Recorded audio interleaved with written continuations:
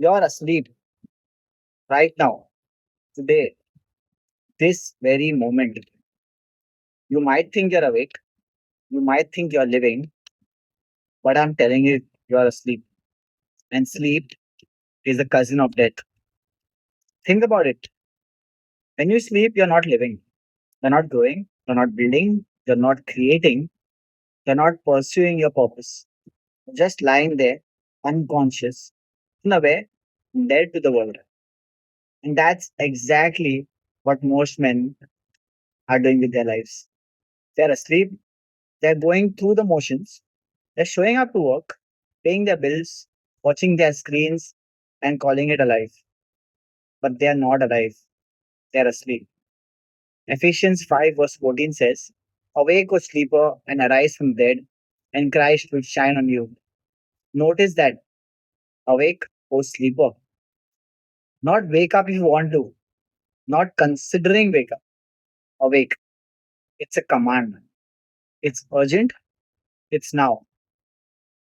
And in this episode, we're going to talk about what it means to be asleep in your life. We're going to explore the danger of complacency.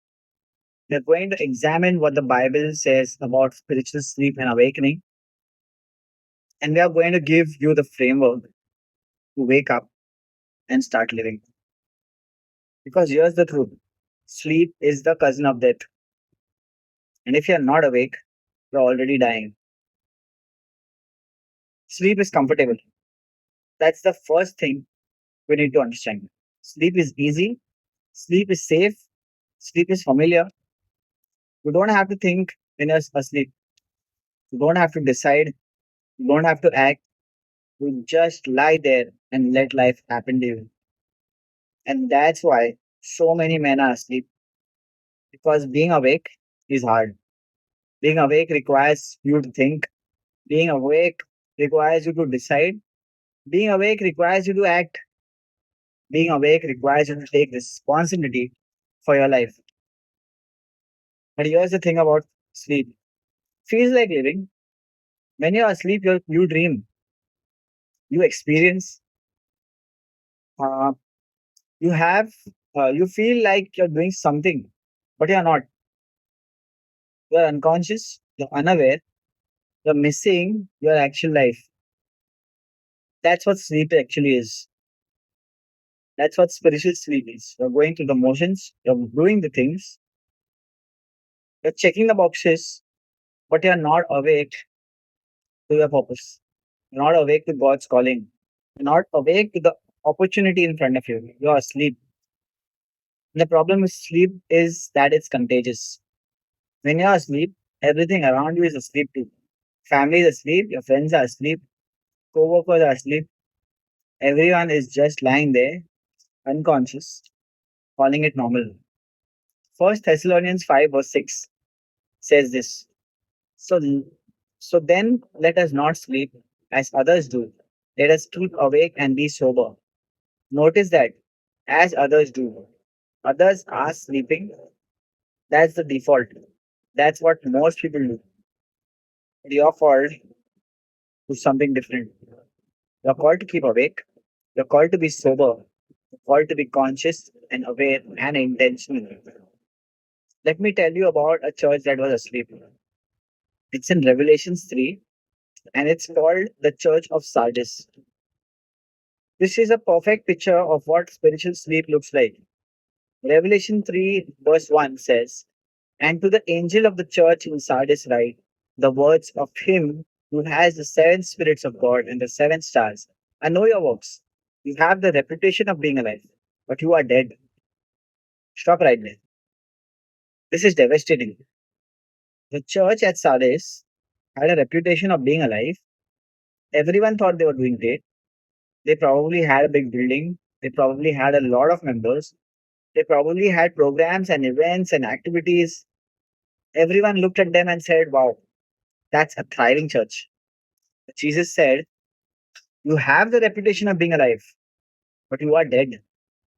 They looked alive, they appeared alive, but they were dead. They were asleep. Then Jesus says, "Wake up and strengthen what remains and is about to die." For I have not found your works complete in the sight of God. Wake up, strengthen what remains. Your works are not complete. You're not doing what I called you to do.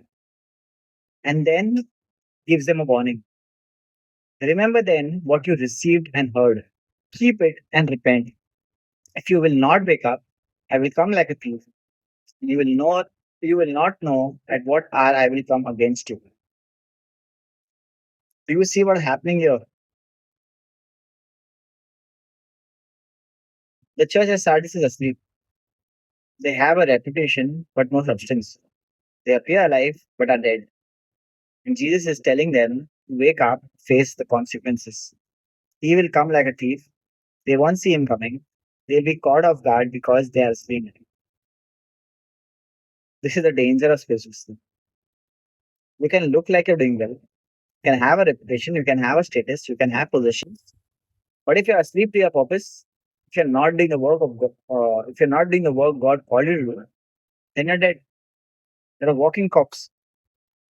A reputation without substance. Let me tell you what happens when you stay asleep, when you choose complacency over awakening, when you choose comfort over purpose. Proverbs 1 verse 32 says, "The simple are killed by their turning away, and the complacency of fools destroy them." Complacency destroys, it kills. It's not harmless. It's not just a phase. Complacency is destructive. Think about what you lose when you're asleep. Every day you're asleep is a day you're not creating. Every day you're asleep is a day you're not pushing to your purpose. You don't get those days back. Time is gone. Once it's spent, it's gone forever. Ephesians 5 verses 15 and 16. See that, see then that you walk circumspectly, not as fools, but as wise, redeeming the time because the days are evil. Redeeming the time. That means making most of every opportunity. That means being intentional with your time. That means understanding that your time is limited and precious. When you're asleep, you're not redeeming your time, you're wasting it, you're squandering it, you're throwing it away on things that don't matter. And the days are evil. There's a spiritual battle happening. There's an enemy trying to keep you asleep. And if you're not awake and intentional, you're going to lose. Here's the real cost of complacency. You're going to wake up one day, maybe when you're old, maybe when you are on your deathbed, and you're going to realize you never really lived. Going to realize you spent your whole life asleep. You're going to realize you never pursued your purpose. You're going to realize you never built anything. You're going to realize you never made a difference. And at that point, it's too late. You can't go back. You can't redo those years. They are gone.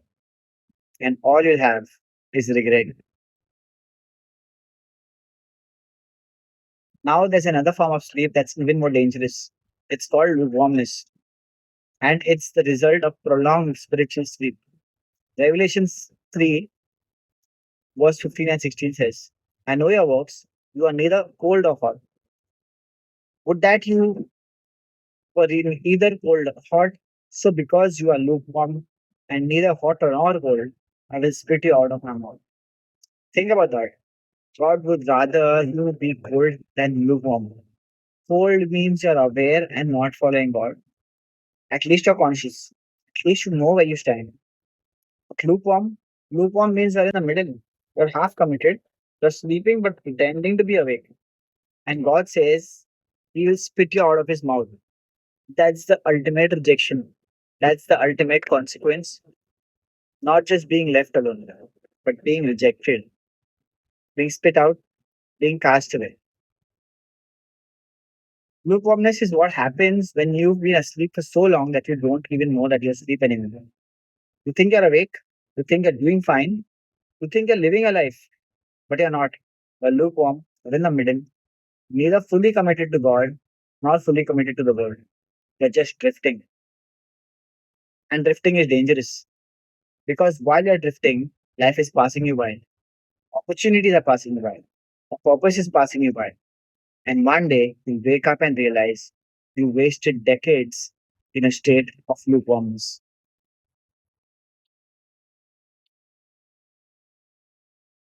Now, the good news is that you can wake up.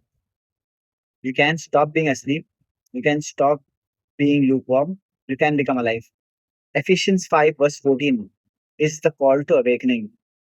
Awake, O sleeper, and arise from the dead, and Christ will shine on you. That is not a suggestion, it's a command. It's an urgent call to wake up and come alive.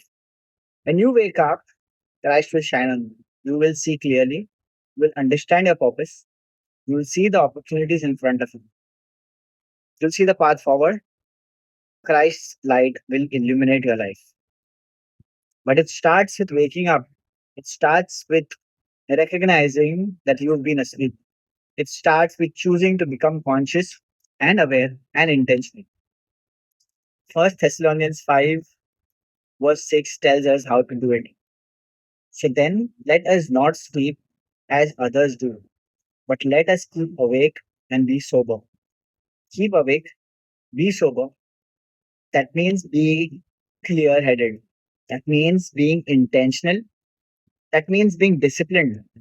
Being awake is not passive, it is something that happens to you, something you do. You keep awake, you maintain awareness, you stay conscious, you stay intentional. And here's the key, you have to do this intentionally because sleep is the default, complacency is the default, lukewarmness is the default. Most people are asleep, most people are comfortable, most people are drifting. So if you want to be awake, you have to choose it, you have to fight for it, and you have to maintain it. So, how do you wake up? How do you go from asleep to awake? There are four steps. First, recognize you're asleep. This is the hardest part because when you're asleep, you don't know you're asleep. You think you're awake, you think you're living. You have to be honest with yourself. You have to ask yourself, am I really alive? Am I really pursuing my purpose? Or am I just going through the motions? Second, understand the cost. You need to understand what you are losing by staying asleep. You're losing time, you're losing opportunity, you're losing growth, you're losing legacy, you're losing everything that matters. Once you understand the cost, you'll be motivated to wake up. Third, make the decision to wake up. This is the moment of choice. This is when you say, I'm done being asleep, I'm done being comfortable, I'm going to wake up, I'm going to become alive, I'm going to pursue my purpose. Fourth, take immediate action. Don't wait, don't delay, don't say you'll start tomorrow. Start today, start now. Take one action today that proves that you're awake. Make one decision today that shows you're alive. Do one thing today that moves you forward to your purpose. Now, waking up is one thing, staying awake is another. Because sleep is comfortable, sleep is easy, sleep is always calling you back. Here's how you stay awake. You have to be intentional, you have to be disciplined, you have to be vigilant. Every morning, you wake up and you ask yourself, what's my purpose today? What am I building? What am I creating? What am I pursuing? You get clear on your purpose, you get clear on your direction, you get clear on what matters. Then, throughout the day, you stay conscious of that purpose. You make decisions based on that purpose. You spend your time based on that purpose. You don't drift, don't get distracted, you stay focused. And at night, you reflect. You ask yourself, did I stay awake today? Did I pursue my purpose? Did I make progress? Did I move closer to my goals? If the answer is no, then you adjust, you recommit, you prepare to be better tomorrow. That's what it means to redeem your time. That's what it this is what it means to stay awake. This is what it means to be alive. So here's your challenge. I want you to do three things. First, identify one area where you've been asleep. What are you where are you going through the motion? Where are you comfortable? Where are you not pursuing a purpose? Write it down, be specific. Second, understand the cost. What are you losing by being asleep in that area? What opportunity are you missing? What growth are you missing? What legacy are you missing? Get clear on the cost. Third, take action to wake up. Don't wait, don't delay. Take one action this week that proves you're awake in that area. Make one decision, do one thing, start now. Because sleep is the cousin of death, and you're either awake or asleep, either alive or dead. There is no middle ground. Awake or sleeper, and arise from the dead, and Christ will shine on you. That's your call. That's your command. That's your challenge. Wake up, become alive, pursue your purpose, redeem your time. That's what self governed men do. That's what men of faith do. That's what you're going to do. This is built, not felt by the rice code. I'll see you all. I'll see you all in the next episode.